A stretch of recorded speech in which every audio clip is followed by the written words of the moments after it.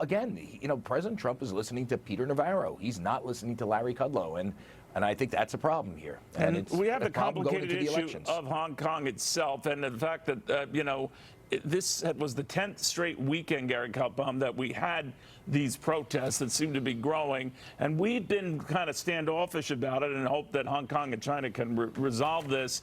That looks less likely now. The White House putting out a statement that they hope essentially cooler heads prevail. They're not prevailing. What does that mean here? Well, I think the people of Hong Kong know that the deal that they had, one country, two systems, that was supposed to last 50 years is no longer lasting anymore. We're only in year 22, and I think markets know it. You're seeing what's happening here. I think we're actually being smart here by not really intervening just yet and just staying on the side. But I think Charlie said it best. This could turn into something that we saw many years ago with tanks on the street, when you have China calling this a terrorist incident on the Hong Kong people, them being in the airport.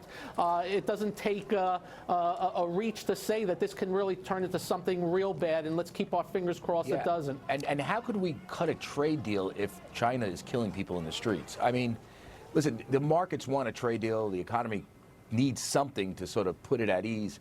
But if they're starting to wipe people out in the middle of the streets, as they did back then, I mean, then all bets are off. I mean, no, it's a valid point. Olivia, you could argue that the more hostile and the more in your face the Chinese get, the more that strengthens the president's position. That these are folks that you cannot trust, and you have to bear with me, Americans, as I take them on trade. It could help his case, couldn't it?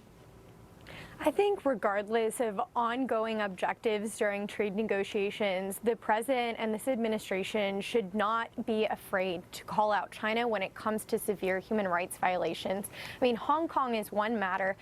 That says nothing of the 1 million to potentially 3 million Uyghur Muslims who are held in detention facilities there.